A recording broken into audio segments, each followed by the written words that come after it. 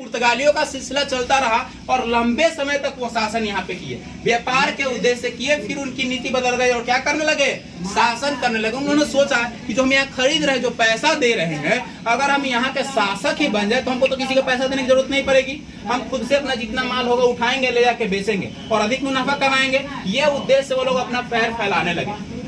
ये क्रम चलता रहा। ऐसे ही अन्य देशों को भी जानकारी पहुंची, तो डेनमार्क वाले आए, स्पेन वाले आए, फ्रांसीसी आए, अलग अलग देश आए। जो कि मैंने आपको एक ट्रिक लिखवाया था, पूत डटा अंग्रेज पर डेनवासी सपने में फंसे, लिखवाया था ना, पुर्तगाल, डेनवासी, डेनमार्क, फ्रांसीसी, स्पेन, इंग्लैंड, ऐसे लिखवाया था मैंने ट्रिक। लेकिन इनमें सबसे जो ताकतवर जो था वो इंग्लैंड वाला था। अंग्रेज जो था वो सबसे ताकतवर था। वो आया, उसका आगमन हुआ 23 जून 1757 को। ऐसे और पहले आया, लेकिन वो अस्थायी रूप से यह नहीं था, आया और मतलब अनुभव लेकर चला गया। लेकिन यहाँ पे प्लासी का युद्ध हुआ था 23 जून 1757 को। कौन सा युद्ध हुआ वो? प्लासी का युद्ध हुआ। प्लासी कहाँ है? पश्चिम बंगाल में है। कहाँ प्लासी स्थान है? पश्चिम बंगाल में है। पश्चिम बंगाल में एक युद्ध हुआ, प्लासी का युद्ध हुआ। प्लासी के युद्ध के तहत ही क्या किया, इस युद्ध में भारतीय जो वहाँ शासक थे उनकी हार हो गई। क्या हो गई? उनकी हार हो गई। और जीत हुआ किसका? अंग्रेज का। अंग्रेज जीता तो पूरे के पूरे कोलकाता पे अपना अधिकार कर लिया। पश्चिम बंगाल की राजधानी है ना कोलकाता, और उस समय भारत की राजधानी कोलकाता थी। अगर कहीं प्रश्न देता बाबू तो 1911 से पहले भारत की राजधानी कहाँ थी? कोलकाता थी। 1911 में ये दिल्ली में स्थानांतरित की गई। किसके? उसमें कौन यहाँ आए थे? जॉर्ज पंचम आए थे। कौन आए थे? जॉर्ज पंचम। अगर पूछेगा कि किस अंग्रेज गवर्नर जनरल के मतलब अध्यक्षता में भारत की राजधानी नई दिल्ली स्थानांतरित की गई, तो वो थे लॉर्ड हार्डिंग द्वितीय। कौन थे? लॉर्ड हार्डिंग द्वितीय। इसकी चर्चा हम करेंगे जब हम आएंगे बंगाल विभाजन पे। तो कौन उसको किया, कौन उसको रोका, इसकी चर्चा करेंगे तो उस समय आपको याद आ जाएगी। अब याद रखिए 1911 से पहले भारत की राजधानी कहाँ थी? कोलकाता। 1911 से कहाँ हो गई? नई दिल्ली। ठीक है, चलिए। तो प्लासी के युद्ध से क्या हो गया? अंग्रेजों का यहाँ पर आगमन हो गया और उन्होंने कलकत्ते पे कब्जा कर लिया।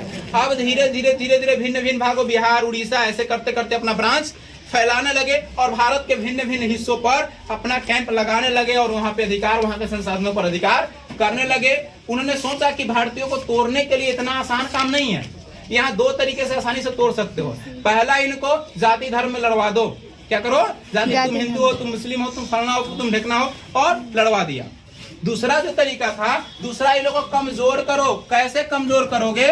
क्योंकि ये जब तक यहाँ लोग खेती करेंगे और अन्न उपजाएंगे और खा लेंगे, तब तक इन्हें कमजोर नहीं कर सकते बाबू। भारत को सोने की चिड़िया कही जाती थी। सोना की चिड़िया मतलब उड़े वाला चिड़िया, सोना के न रहल। सोने की चिड़िया कहने का मतलब है यहाँ धरती के अंदर जो भी आप बोते हो अच्छी फसल उगती है और भूखा कोई नहीं मरता था। ऐसी हमारे देश की धरती आज भी है, पहले भी थी। तो अंग्रेजों ने कहा कि क्यों ना इसकी भूमि को ही बंजर करते हैं, या इसकी भूमि को हम छीन लें, इसकी भूमि को बंजर कर ले या छीन ले। इसके लिए उन्होंने क्या करवाया? नील की खेती करवाया। नील की खेती करवाया और जो अन्न उपजाते थे जो किसान लोग, उस पे बहुत ज्यादा कर रख दिया। टैक्स, टैक्स समझते हैं आप लोग? टैक्स, तो कर रख दिया ताकि जितना वो लोग उपजाए उसका एक बड़ा सा हिस्सा हमको देना पड़ जाए। अब मान लिए 1 कट्ठा अगर हमारे पास जमीन है, उसमें 1 मन धान अगर उपजाते हैं, 1 मन में अगर आधा मन उसी को देना पड़ जाए टैक्स के रूप में, तो आधा मन बचा। आधा मन में अगले साल के फसल के बुआई के लिए भी चाहिए, अपना खाने के लिए भी चाहिए, घर परिवार को चलाने के लिए, बीमारी वगैरह सारा चीज को देखने के लिए चाहिए। तो आपके पास क्या हो जाएगी? अन्न कम हो जाएगी। अन्न कम होगी तो आप बेचोगे नहीं, तो धन कम हो जाएगी। और धन कम होगी तो घर को चलाना और परिवार को पालना आपके लिए क्या हो जाएगा? मुश्किल हो जाएगा। इस तरीके से अंग्रेजों ने धीरे धीरे भारत को तोड़ना शुरू कर दिया। फिर 3 कठिया प्रणाली आई, जो आप पढ़ोगे चंपारण सत्याग्रह, गांधी युग में पढ़ाएंगे चंपारण सत्याग्रह, कैसे उसको 3 कठिया प्रणाली को हटाया गया। 3 कठिया प्रणाली नील की खेती से संबंधित थी। ये देखिए, भारत के राष्ट्रवाद में 4 प्रमुख कारण थे। क्या क्या 4 प्रमुख कारण थे राष्ट्रवाद होने का? देखो, आजादी क्यों हम लोगों ने लिया? मजबूरी हो गई ना। हमारा देश है, हमारे संसाधन है, हमारी कोई और। आपका घर है या मेरा घर है, कोई पड़ोसिया के हक जमाएगा तो चलने देंगे? कहें कि तुम ही रहता है, हमें रहेंगे, आरे पार हो जाएगा। हो कि नहीं होगा? वैसे ही लोगों ने लंबा समय लग गया ये चीज सोचने में लोगों को कि हम क्या करें। 23 जून 1757 से 15 अगस्त 1947 लग गया देश को आजाद करने में, लगभग 200 साल बोलता है लोग, लेकिन होता है 190 ईयर। क्या होता है? 190 ईयर। कहीं लगभग 200 सालों तक अंग्रेजों के चंगुल में हम लोगों ने रहा और अपने संसाधनों को किसी और के अधीन सौंपा। वही लोग ना सारा चीज मालिक वही होते थे, वही जो करते थे। आप लोग अपने घर के किसी बुजुर्ग से जिनकी एज हो रही होगी 80-90 के आसपास, उनसे पूछिएगा किस तरह से अंग्रेज उनको टॉर्चर करता था। सारी संसाधन होने के बावजूद आप उपयोग नहीं कर सकते हैं, आप किसी के अधीन है, किसी के गुलाम है, वो जो बोलता था वही आपको करना पड़ता था। ये दिक्कतें होती थी। तो जब समझ गए लोग कि अब इससे बाहर निकलना होगा, तो पहली स्वतंत्रता संग्राम चलाई गई थी मंगल पांडे के द्वारा 1857 में। यानी जब 23 जून 1757 से 100 साल बाद पहला लोगों के अंदर गुस्सा फूटा, पहला गुस्सा लोगों के अंदर फूटा कि ये तो देखो सारा संसाधन मेरा है, सारी चीजें मेरी है और मालिक कोई और बैठा हुआ है। मतलब हमको उपयोग करने का अधिकार ही नहीं है, हमको न खाने का अधिकार है न कुछ करने का अधिकार है। मतलब देश मेरा, घर मेरा, वस्तुएं मेरी, मालिक कोई और। ऐसा भावना लोगों के अंदर जगा जब लोगों को टॉर्चर किया जाता था अंग्रेजों के द्वारा। तब तो ये बात मंगल पांडे के माइंड में आ गई, उनके दिमाग में आई कि देखिए ये अंग्रेज है और ये दूसरे देश से आके हम लोगों को गुलाम बना के और मेरे सारे संसाधनों पर अपना अधिकार किए हुए, क्या करे? कुछ तो करना होगा। तो पहली स्वतंत्रता संग्राम कही जाती है 1857 के क्रांति को। इतिहास में पढ़ोगे कि पहला स्वतंत्रता संग्राम कौन है, तो 1857 के मंगल पांडे की क्रांति।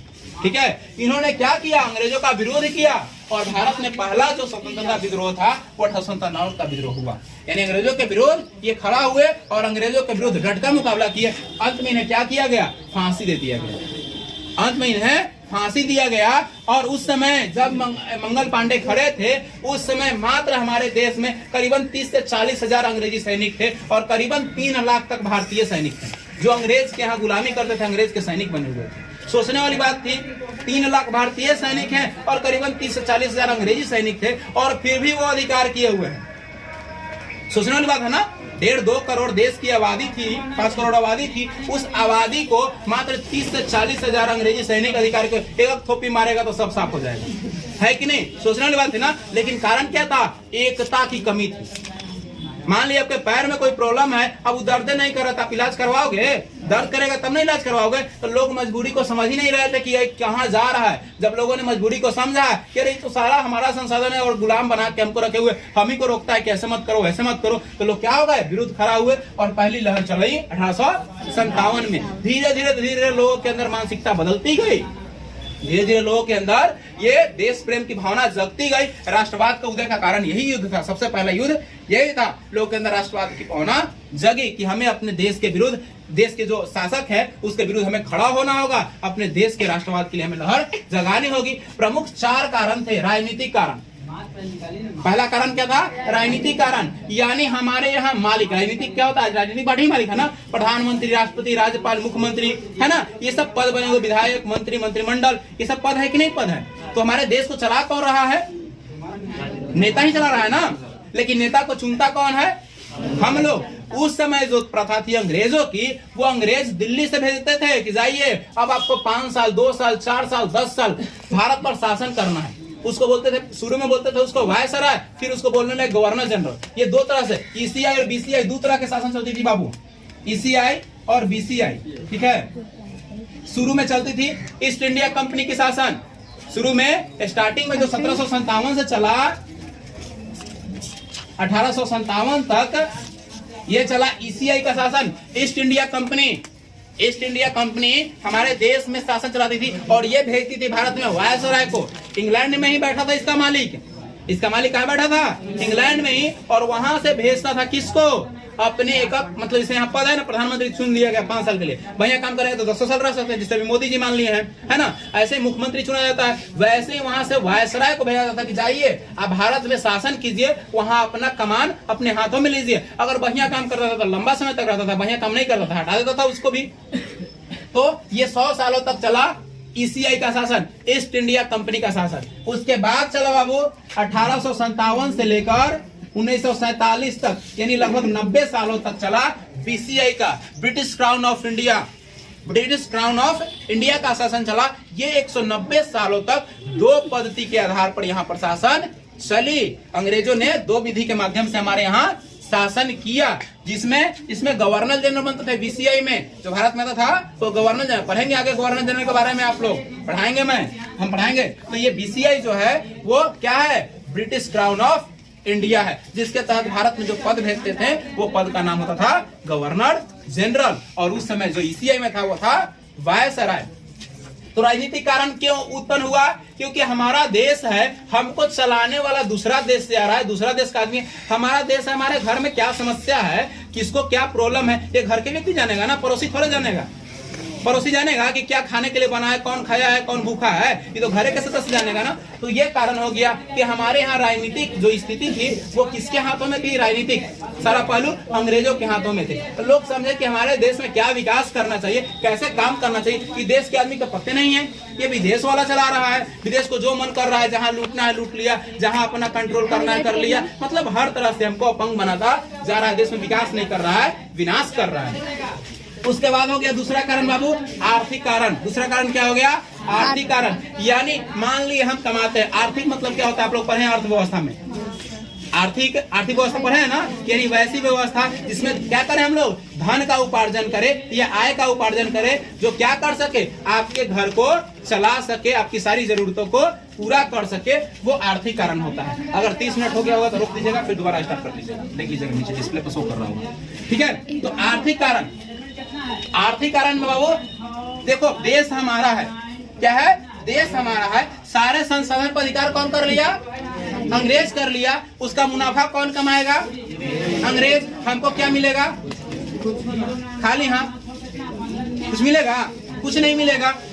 अब हम अन्न उपजा रहे हैं, टैक्स का एक बड़ा हिस्सा, टैक्स रूप में उस अन्न का एक बड़ा हिस्सा अंग्रेज के यहाँ चल जा रहा है। हमारी जरूरतें पूरी हो रही है, नहीं हो रही है। सारा चीज में पाबंदी लगा दिया कि ऐसे करना वैसे करना। या तो एक गुलाम बना के रखता था, अगर आप पैसा लिए खेती करने के लिए और अगर आप नहीं चुका पाए उसका पैसा, तो आपका जमीन को जबरन अपना कर लेता था वो, और वही जमीन फिर आपको देता था खेती करो, यानी धन मेरा, फिर वो ले लिया और फिर हमको देता है खेती करो, और खेती करके कमा के उसको दो, खाने के लिए थोड़ा सा मिलेगा।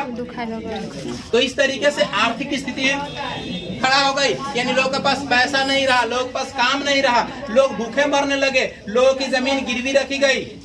ये तमाम स्थितियां उत्पन्न हो गए। ये कारण हो गया, क्या कारण, आर्थिक कारण। तीसरा है सामाजिक कारण। समाज में क्या हो गई, समाज में फूट डाल दिया। फूट डालने का मतलब है हिंदू मुस्लिम में। आप हिंदू हैं तो आप कुरान को मानिए, आप हिंदू मतलब ये क्या हिंदू क्या मानता है, गीता और रामायण है ना। और मुस्लिम लोग क्या मानते हैं, कुरान को मानते हैं, है ना। सिख लोग क्या मानते हैं, सिख लोग क्या होता है, गुरु नानक जी का जो है ना पद वाला होता है वो। और ईसाई लोग क्या मानते हैं, क्या मानते हैं, बाइबिल। बाइबिल बाइबिल को मानते हैं ना, धर्म ग्रंथ उनका वही ना बाइबिल ना। तो अलग अलग धर्म के लोगों को तोड़ना शुरू कर दिया। अब ऐसी स्थिति हो गई कि हिंदू मुस्लिम का दुश्मन मुस्लिम, हिंदू के, सिख ईसाई के और ईसाई सिख के। ऐसी स्थिति देश में खड़ा हो गई। समाज में लोग आपस में टूटने लगे, समाज में आपस में लोग टूटने लगे। भरसक प्रयास किया जा रहा था कि लोगों को आपस में जोड़ा जाए, लेकिन स्थिति वैसी बन नहीं पा रही थी। ये सामाजिक कारण स्थिति उत्पन्न हो गई। फिर कह रहा धार्मिक कारण, धर्म को लेके हो गया, धर्म को लेके। लेकिन देखा जब आप इतिहास उठा के कि जितना योगदान भारत में हिंदू का है उतना ही मुस्लिम का, उतना ही सिख का, उतना ही ईसाई का है। किसी धर्म को लेके लोगों ने देश को आजाद नहीं किया। सभी धर्म के लोगों की समान भागीदारी है देश को आजाद करने के लिए। अशफाक उल्लाह का नाम सुने आप लोग, नहीं सुने, फांसी पर चढ़ने वाले कमेज वाले व्यक्ति। ऐसे बहुत सारे क्रांतिकारी हैं जिन्होंने क्या किया, अपना जान दिया देश के लिए, देश को समर्पित किया देश की रक्षा करने। तो ये प्रमुख 4 कारण थे भारत में राष्ट्रवाद होने के। क्योंकि राजनीतिक पे भी अधिकार किसका था, अंग्रेजों का। आर्थिक, सामाजिक और धार्मिक। इस स्थिति, इस मजबूरी के कारण लोगों ने क्या किया, राष्ट्रवाद का हवाला दिया कि हमें राष्ट्रवाद करना होगा। जैसे आप लोगों ने यूरोप के राष्ट्रवाद में पढ़ा था, यूरोप के राष्ट्रवाद कैसे हुआ, नेपोलियन ने आग जगाने का काम किया ना।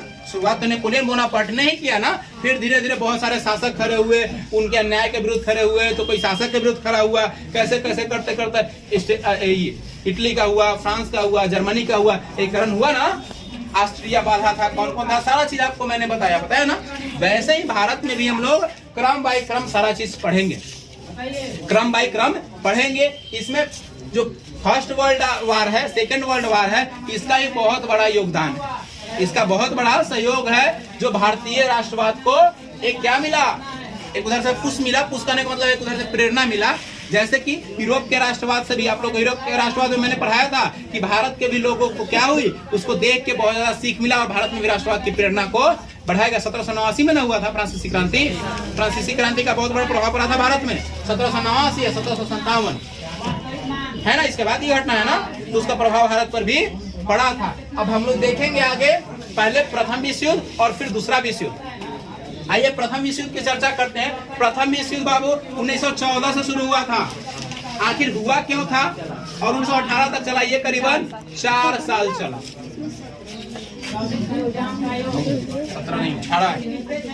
4 सालों तक चला था, ठीक है। इसका कारण था ऑस्ट्रिया के एक राजकुमार थे, सर्बिया गए थे भ्रमण करने के लिए, घूमने के लिए, और वहां पे उनकी हत्या कर दी गई थी। क्या कर दी गई थी?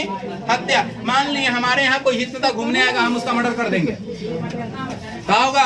तो हिते ना रहेंगे, दुश्मनी हो जाएगी ना, मर्डर हो जाएगा मेरा, कुछ ही स्थिति हो सकती है, हो सकता है कि नहीं हो सकता है। तो किसी भी देश का अगर कोई व्यक्ति, कोई राजदूत, कोई माननीय पद वाला व्यक्ति अगर किसी देश में चला जाता है तो वैसी स्थिति उत्पन्न होती है अगर उसके साथ कुछ अप्रिय घटना होती है। जैसे हमारे देश के कौन थे? जवाहरलाल नेहरू, लाल बहादुर शास्त्री, लाल बहादुर शास्त्री, जवाहरलाल नेहरू नहीं थे। लाल बहादुर शास्त्री गए थे रूस और उनको दिल का दौरा पड़ गया, यानी जिसको हार्ट अटैक बोलते हैं, और इस कारण उनकी क्या हो गई, वहां पे मृत्यु हो गई। दोनों समझदार देश था, समझौता कर लिया, दोनों समझदार देश था, समझौता कर लिया। ना समझदार होता तो आमने सामने आ जाता, इधर के भी सैनिक मरते, उधर के भी मरते, इधर भी क्षति होता, उधर भी क्षति होता है कि नहीं है।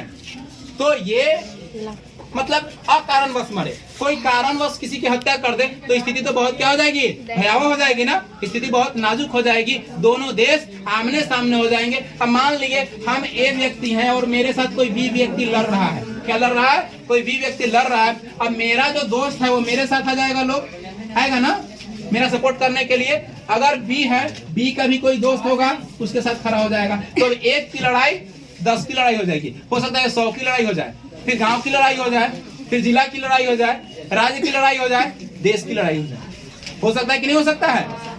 हो सकता है। वही स्थिति वहां हुआ ऑस्ट्रिया और सर्बिया में। ये दो व्यक्तियों के बीच की लड़ाई देश की लड़ाई हो गई, और देश की लड़ाई पूरे विश्व की लड़ाई हो गई। क्या हो गई? पूरे देश विश्व की लड़ाई हो गई। इस युद्ध में 37 देश भाग लिए बाबू। कितना देश भाग लिया? 37 देश भाग लिया। 37 देश दो भाग में बट गए, मित्र और धुरी। मित्र और धुरी दो भागों में क्या हो गया? बट गया पूरा विश्व। क्या हो गया? पूरा विश्व मित्र और धुरी में। अब बताओ, मित्र कमजोर रहेगा कि धुरी? धुरी तो धुरी बन जाएगा, उड़ जाएगा, नहीं उड़ेगा। अब मित्र मतलब बहुत सारे लोग, मित्र मतलब बहुत सारे लोगों का समूह। तो मित्र यानी ताकतवर। पढ़े हो ना आप लोग? एक लकड़ी को तोड़ना आसान होता है, लकड़ी के गट्ठर को तोड़ना मुश्किल होता है। वैसे ही मित्र को हराना आसान नहीं था। धुरी क्या हो गया? धुरी में मिल गया, और मित्र क्या हो गया? जीत गया। इस मित्र के जीतने के बाद एक संगठन की स्थापना हुई। ये युद्ध ऐसे ही शांत नहीं हुआ था, वो वर्साई की संधि हुई थी। संधि मतलब समझौता। संधि मत समझ लिया लोग। संधि क्या होता है? ब्याह के बाद संधि मिलन होता है ना, शादी जहाँ तक होता है लड़का या लड़की को संधि कहला है ना। तो संधि नहीं है, संधि है। संधि मतलब जोर, मेल जोर, ठीक है। तो क्या हुआ? कोई भी लड़ाई को शांत करने के लिए तो मर्डर करो, केस लड़ो या समझौता करो, यही ना होता है।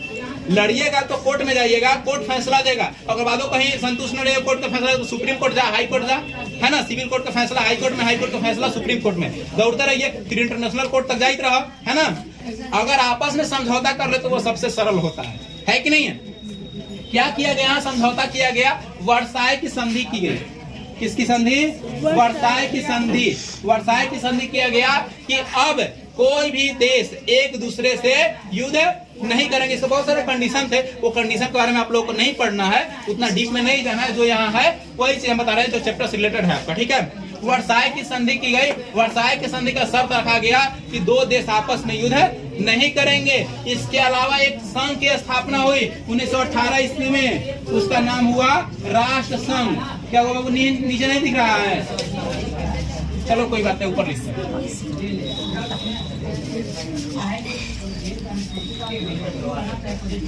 किसकी स्थापना हुई बाबू? राष्ट्र संघ की स्थापना हुई। किसकी? राष्ट्र संघ की। इस संघ का काम क्या था कि विश्व में कोई देश एक दूसरे से युद्ध ना करे, शांति स्थापित रखे। ये उद्देश्य था किसका? राष्ट्र संघ का। ये उद्देश्य किसका था? राष्ट्र संघ का। और ये कुछ हद तक काम भी किया, कुछ हद तक देश को रोक के रखा। युद्ध की स्थिति में पहले ही ये खड़ा हो जाता था और बोलता है तुम गलत हो तो तुम्हारा विरुद्ध हम ही युद्ध कर लेंगे। ऐसा अच्छा कि तुम शांत रहो, लोग शांत हो जाते थे, देश शांत हो जाता था, युद्ध की स्थिति नहीं बनती थी। ये चलता रहा कुछ समय तक। अब क्या हुआ, जो वर्साई की संधि बनी थी कि कोई देश एक दूसरे से युद्ध नहीं करेगा, तो दोनों मित्र धुरी, दोनों शांत रहो, अलग अलग रहो, ओकरा से ना मतलब ना ओकरा से मतलब है। क्या हुआ, 1935 ईस्वी में उसका उल्लंघन कर दिया गया। जापान द्वारा इसका उल्लंघन कर दिया गया। मान लीजिए बॉर्डर बनल है कि बेंच है, एक से आगे लड़की बैठेगा, ओकरा से पीछे लड़का। अब इन्हें उन्हें कर पाता, डंडा तो चलबे करत ना। वैसे क्या बॉर्डर बन गया कि आपको युद्ध नहीं करना है, आपको नियम का उल्लंघन नहीं करना है। अब क्या कर दिया? उल्लंघन कर दिया। और करने के बाद कुछ दिन तक तो ताना तानी आमने सामने रहा, यानी शीत युद्ध की स्थिति रही। शीत युद्ध समझते हैं? शीत गिरता है, लोटपोट करिएगा। शीत युद्ध नहीं, वो नहीं होता है। शीत युद्ध का मतलब होता है तर्क वितर्क का युद्ध, यानी बहस वाला युद्ध। एकदम युद्ध जैसी स्थिति बन जाए कि अब एकदम गोली बम बारूद निकलने वाला है, लेकिन गोली बम बारूद नहीं चलता। यानी फिजिकली रूप से हम एक दूसरे से लड़ाई झगड़ा नहीं करते हैं, सिर्फ मॉक टू मॉक होता है, यानी जुबान से जुबान हम लोग करते हैं। ठीक है, उसमें कोई युद्ध नहीं होता है, यानी बम बारूद मिसाइल सैनिक हाथापाई नहीं करते हैं, वैसी स्थिति नहीं होती है। वो कहलाता है शीत युद्ध। तो 3-4 सालों तक शीत युद्ध की स्थिति बनी रही, आपस में एक दूसरे देश पर प्रत्यारोप लगा रहे थे, लेकिन स्थिति उससे आगे बढ़ गई और हो गया 1939 से लेकर 45 तक 6 साल। कितने साल? 6 साल चला। कौन सा युद्ध? सेकेंड वर्ल्ड वॉर, दूसरी विश्व युद्ध। यानी पहला शांत हुआ कि दूसरा आ गया। नियम का उल्लंघन किया गया वर्साई की संधि का, इसी के परिणाम स्वरूप क्या हो गया? दूसरा विश्व युद्ध उत्पन्न हो गया। कौन सा युद्ध है? दूसरा विश्व युद्ध। और ये विश्व युद्ध चला बाबू 1939 से लेकर 45 तक, 6 सालों तक। जैसे इसमें था एक दोस्त का सहयोग करने के लिए दूसरा दोस्त खड़ा हो गया, वो इसी उसमें भी 61 गो देश हो गया। पहला में 37 गो हलवा कम हलवा की, 61 गो हलवा। अब इसमें क्या हो गया? 61 हो गया। अब 61 हो गया तो यह 2 भाग में बट गया, मित्र और धुरी। इसमें भी 2 भागों में पूरा विश्व के 61 देश का हो गए, बट गए। अब मित्र के सहयोग करने वाले लोग आ गए, धुरी के करने वाले आ गए। कहो, अमेरिका था मित्र की तरफ, देखा बढ़िया आदमी रहा ना है, बड़ा दिमाग लगा हुआ है, देखेगा कि केकरा पार्टी जान तो बढ़िया है। हीरो के एंट्री केकरा तरफ होगा? डाकू की तरफ से। बढ़िया आदमी रहा तरफ से ना, तो हीरो बन के एंट्री करे बढ़िया देश। कहने से जान तो जीता मा, कहने से जान तो हारम, वो पहले डिसाइड कर लेता है। तो अमेरिका एंट्री मारा तो इन लोग क्षति कर लेलन, लड़ लेलन 2-4 हजार एने से मरलन, 2-4 हजार ओने से मरलन। तो रुका हमरा एंट्री मारे पड़ा। मारला 1941 में एंट्री, तुरंत ना ला 1940 होगला कि पहले तो लोग लड़ला। पुलिस का बाबा है, लड़ला मरला कट जा तब ना है, चोरी हो गल मर्डर हो गल तब पुलिस आवा है ना। उसे कहने का शब्द नहीं थे, लेकिन पूछा है वैसी का अमेरिका वाला शुरू कर पहले तू लड़ला, पहले जे तोरा गवावे लगे तू गवाला, तोरा गवावे तू गवाला। उसके बाद हम आते हैं और आया 1941 में हीरो जैसा एंट्री मारा, बोला रुको, लेकिन नहीं सुना। क्या किया जापान वाला जो धुरी रास्ता कर रहा था, जापान जर्मनी क्या किया कि अमेरिका के ढेर सैनिक को मार दिया, कई ठिकाना उड़ा दिया। कहा रुको रुको, तू ऐसे नहीं शांत होगा, दिमाग हमरा लगाने दो। 2-3 साल कैसू धीरे धीरे लड़ित रहा, धीरे धीरे लड़ित रहा। अब पहुंच गया 45 में, बोला कि अब इससे अंत होने वाला नहीं है, अब अंगुली को टेढ़ा करना पड़ेगा, सीधा अंगुली से अब उपाय नहीं सुझेगा। वो क्या किया, जापान के 2 बहुत बढ़िया जगह था, हिरोशिमा और नागासाकी। क्या नाम था? हिरोशिमा और नागासाकी। अब कहा कि रुको, और हम बांस के कोठिए जला देते हैं। बंसुरी बनाएगा कहाँ से तुम? बांस रहेगा तब ना बंसुरी बजेगा, ताकि बांस के कोठिए जला देते हैं। तो कहा किया कि हिरोशिमा पर बात क्यों हो रही बाबू? हाँ सब लिखाएंगे स्टेप बाय स्टेप। हिरोशिमा पर क्या किया? 6 अगस्त को, क्या अगस्त को? 6 अगस्त 1945 को। बाबू कब? 6 अगस्त 1945 को। और नागासाकी पर 9 अगस्त को 1945 को क्या किया? परमाणु बम गिरा दिया। क्या गिराया? परमाणु बम गिराया। कहा कि रुको रुको रुको, ऐसे छोटा छोटा बम बारूद से मारे तू नहीं समझ रहा है, अब बड़का कुछ करते हैं, ठीक है। और कहा कि 6 अगस्त को हिरोशिमा जो था उसका हवाई ठिकाना था, जहां से वो क्या करता था? मिसाइल बम बारूद ले जाता था, ओकरे उड़ा दिया और गिराया हीरो पर। हीरो रहा छोटा तो लड़त हो, पटक पटक के मारते हैं। हीरो चाहे मोटा एकदम लंबा चाहिए ना, यानी हेल्दी चाहिए, ताकतवर चाहिए, तो डाकू से पटक पटक उसको मार देगा। तो हिरोशिमा पर कौन बम गिराएगा? फैटमैन। कौन? फैटमैन गिराया। मोटा ताजा एकदम बम, है ना, गया गिराया, सब पूरा दिया। अब जो नागासाकी हुआ, नागासाकी, नागा मतलब छोटा, यानी लिटिल बॉय यहाँ गिराया। लिटिल बॉय, लिटिल बॉय बम गिरा दिया। देखना है हो 9 अगस्त को। कहाँ? 9 से नागासाकी, 9 से 9 हो, 9 से नागासाकी, 9 से 9 बच गया। कौन चीज? 6 कहाँ? हिरोशिमा। 9 से नागा, 9 से 9 9 पर है, याद हो गया। बच गया तो याद हो गया। 6 अगस्त को हिरोशिमा। हीरो रहेगा बाबू कैसा? फैट, मोटा टाइम रहेगा, है ना। आई नागासाकी छोटा रहेगा। 6 अगस्त को और 9 अगस्त को। अब जब यहाँ बम गिरा दिया, अब अगर मान लिया हमारे पास बंदूकें है, जाकर सीना टाइट कर लें क्या? अब लड़ा में वो लिखा जाएगा। अब इसके पास कोई हथियारे नहीं रहा, मतलब बहुत ज्यादा क्षति हो गया। अब कहा कि अब हम क्या करेंगे? समझौता करेंगे। क्या बोला? अब समझौता। अब थक गए, अब हम लड़ने वाले आपसे नहीं, पूछिए ना, अभी तो लड़न कुछ से कुछ रहा तब न लड़बा, खाली जाएगा तो भुना जाएगा, नहीं है ना, होगा सब छलनी छलनी हो जाएगा, है ना। तो क्या होगा? अभी थक गया, कहा कि अब क्या करेंगे? हम युद्ध अब नहीं करेंगे, अब समझौता कीजिए। तो अमेरिका का बस होते न थक गया, तो यहाँ थक गई, तब अमेरिका का चलो समझौता करम। 14 करोड़ रुपया होती हरी अमेरिका लिया है। क्या किया? 14 करोड़ रुपया लिया मुआवजा के तौर पे कि हमारे सैनिक मारला, हमारे ठिकाना बर्बाद कर, मतलब 1 दूगो शहर बर्बाद कर दे तो कोई मुआवजा ना। कमजोर न हल, कमजोर का सब कोई दबावा है, अब तो बरियार हल, तो क्या करला? अमेरिका का दबा दे कि 14 करोड़ रुपया। 14 लाख है, 14 करोड़ है। 14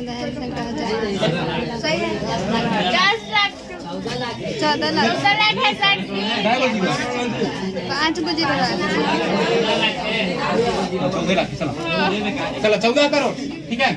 14 करोड़ रुपया क्या किया? उससे लिया, मतलब दूगो शहर तबाह हो गए, सब हथियार तबाह कर दिला। तैयो कहला अमेरिका के ना पैसा देवे तब हम रोकम, तो अभी 2-4 गो और शहर तबाह कर देंगे। क्या कर देंगे?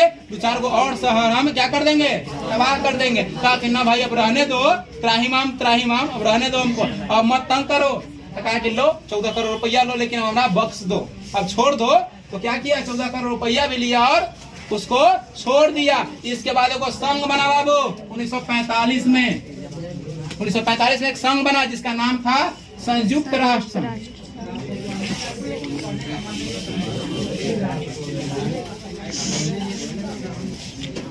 क्या बना?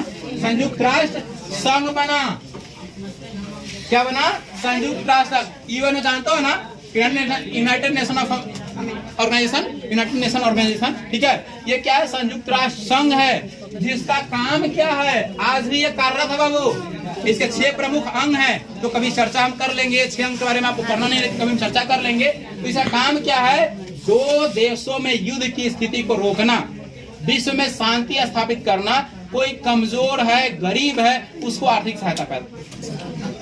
सहायता प्रदान करना। यानी कोई गरीब है, कमजोर है, जिसके पास पैसा नहीं है और उसकी जरूरतों को पूरा करना है, तो संयुक्त राष्ट्र संघ उसमें भी सहायता करता है। कोई गरीब देश है, गरीब देश को कोई तंग कर रहा है, टॉर्चर कर रहा है, तो उसको बचाना भी, और कोई देश युद्ध चाहता है उस युद्ध को रोकना भी। 6 प्रमुख अंग है, 6 अंग के अलग अलग कार्य है। तो ये संगठन की स्थापना हुई और उसने कहा कि आने वाले दिन में कोई देश किसी से युद्ध नहीं करेगा, क्योंकि युद्ध से बहुत क्षति होती है। और वो एक देश का युद्ध नहीं रहता है, वो पूरे विश्व का युद्ध हो जाता है। देखिए 2 गो यहाँ लड़ा तो 37 को भाग लिया, फिर यहाँ लड़ा 2 गो तो क्या हो गया, 61 हो गया, है ना। अब तीसरा वर्ल्ड वॉर होता है कहीं 100 हो जाओ, ओकरो से बढ़ सकता है, पूरे विश्व का क्षति हो सकती है। एक वजह से ना भारत चाहता है कि परमाणु युद्ध ना हो। अमेरिका